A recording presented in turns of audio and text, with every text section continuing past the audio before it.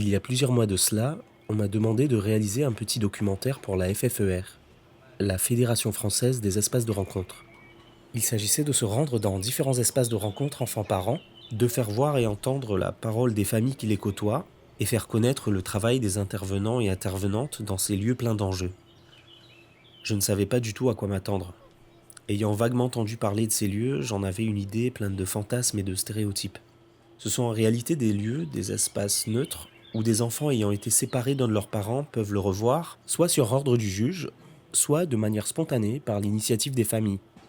Ce qui m'a fait accepter cette proposition, outre sa dimension humaine et sociale, c'est ma propre situation de père de famille. On a donc décidé avec Claire d'y aller, accompagné seulement d'un micro et d'un appareil photo, pour préserver d'une part l'anonymat de ceux qui le souhaitaient, et d'autre part pour mieux accueillir la parole de ces familles, se mettre à leur hauteur, avec un dispositif plus respectueux et moins envahissant qu'une grosse caméra de tournage.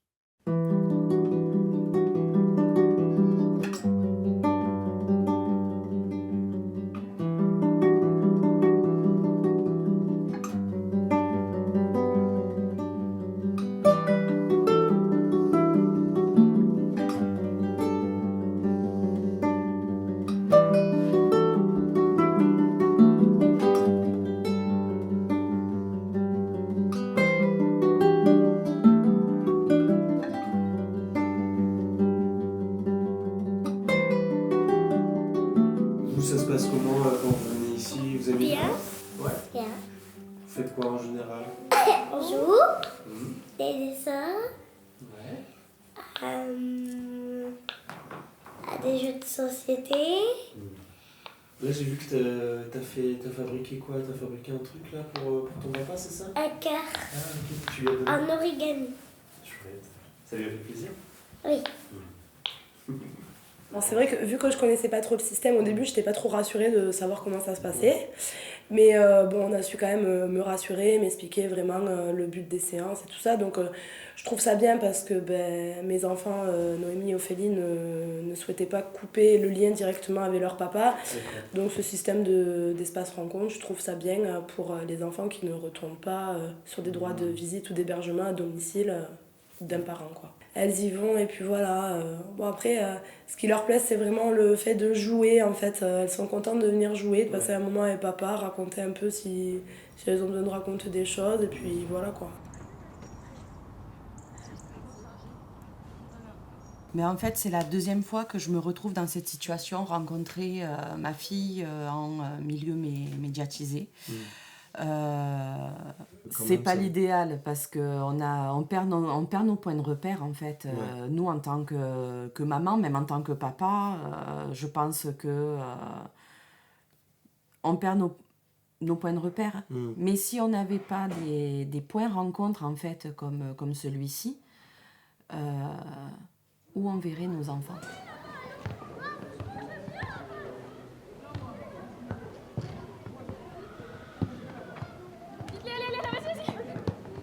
Franchement, il n'y aurait pas eu ça, je serais encore en train de pleurer dans mon coin. Oui, parce que j'ai eu des phases où j'avais envie de me foutre en l'air. Beaucoup. Parce que j'avais plus de raison de vivre. Excuse-moi, je voulais pas. Et là, je vais mieux. Je vis, je suis heureuse. Quand il me raconte ce qui lui arrive, quand on fait des activités ensemble, je suis heureuse. C'est mon fils. Voilà. Je l'aime, je l'ai toujours aimé et je m'y suis mal prise. J'ai eu une période vraiment où j'étais nulle, quoi. Voilà. Mais l'essentiel, c'est qu'on se soit retrouvés. Parce que je t'aime. Dans les films, on montre toujours les débuts des histoires d'amour. Les premiers regards, les premières rencontres, les premiers baisers.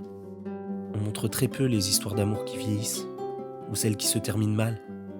Les amours totalement défaits, dont on devait recueillir ici parmi les cendres quelques débris qui portaient encore la trace d'une histoire que l'on pourrait raconter. On repartait les samedis soirs chargés des histoires de celles et ceux qu'on avait rencontrés, dans des voyages en train faits de longs silences. Je me suis senti impuissant, rempli de doutes.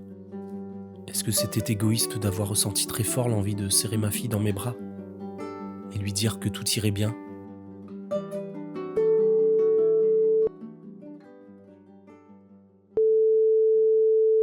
Oui, allô? Allô, Théo ? Oui. Oui, salut, c'est Mathieu. Ça va? Ouais, ça va, ça va. C'est bon pour toi maintenant si on discute un peu?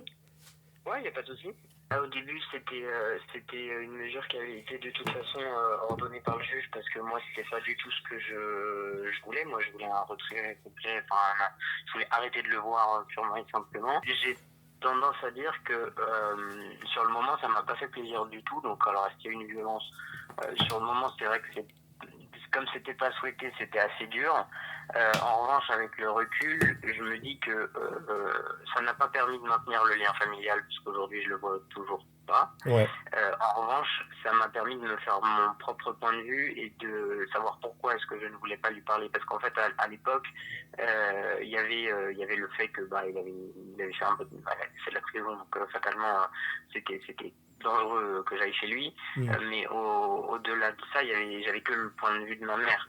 Et je suis à peu près persuadé aujourd'hui que si j'avais pas été un peu contraint de me rendre compte par moi-même des raisons pour lesquelles je ne voulais pas le voir, je me serais retrouvé à en vouloir à ma mère de ne pas l'avoir vu. C'est vrai que je pense qu'il faut pas vouloir se focaliser sur le maintien du lien familial, c'est pas forcément ce qui est souhaitable. En revanche, c'est vrai que ça permet aux enfants de comprendre ce qui se passe, de les accompagner dans la compréhension. C'est pas forcément simple à 10 ans de comprendre que son père est en prison, c'est quand même tout l'accompagnement qu'il y a eu là-dessus a été super utile. Je sais que quand j'avais été dans un espace de rencontre, je l'avais assez mal vécu parce que j'étais très proche de mon père. Ok. Donc moi j'avais été voir mon père à ce moment-là et vu que j'étais très proche de lui, physiquement aussi, dans le sens où quand il était chez moi, j'étais vraiment accrochée à ses basques tout le temps. Et là en fait ça a été plutôt très bizarre. Et vu que ça a duré 5 ans, sur les 5 ans, ça a vraiment évolué à la fin où finalement on pouvait sortir, on pouvait faire pas mal de choses et juste faire l'échange entre les parents à la fin de la journée, quoi.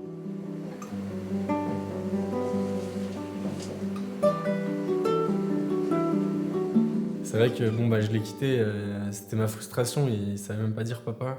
C'est vraiment, j'ai attendu ça, on va dire une éternité, ça fait 1 an et 2 mois, mais entre le moment où on saisit la justice, il s'écoule déjà 6-7 mois, et puis le moment où c'est mis en place, forcément, du coup c'est très bien les associations comme ça, parce que y a de l'attente. Moi j'attendais ça depuis un moment, on va dire. Donc là voilà, c'est un peu soulagement. Après il y a un petit peu de... Forcément il y a un petit peu d'appréhension, parce que ça fait un petit moment que je l'ai pas vu. Lui je l'ai quitté, voilà, il avait à peine 3 ans, donc il était quand même pas tout... il était tout petit, donc sur son échelle de vie, on va dire 1 an et 2 mois, c'est déjà quelque chose en pourcentage. C'est sûr, ouais. Donc je suis content d'être là. Et c'est vrai que ce lien-là, de le perdre comme ça, c'était assez rude. Même un petit peu déprimant, on va dire. Pendant 5-6 mois, j'étais vraiment pas bien. Mais voilà. Maintenant, les choses, justement, je vois un peu le bout du tunnel grâce à l'association. Et pouvoir le voir, voilà, c'est déjà magnifique. Là, ça. 1 heure. Seulement 1 heure. Après des mois de séparation. 1 heure, ce n'est rien. Et en même temps, ça représente tout pour ce papa. 1 heure pour se donner une seconde chance.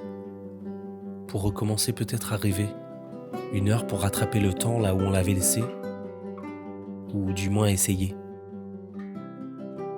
Parmi toutes ces rencontres, malgré les vécus des gens, leurs histoires souvent difficiles, ce qui me reste de tout ça, encore vif et vibrant sur toutes ces images qu'on a recueillies, ce sont leurs sourires, comme des petits traits sur leur visage, dessinés par l'espoir.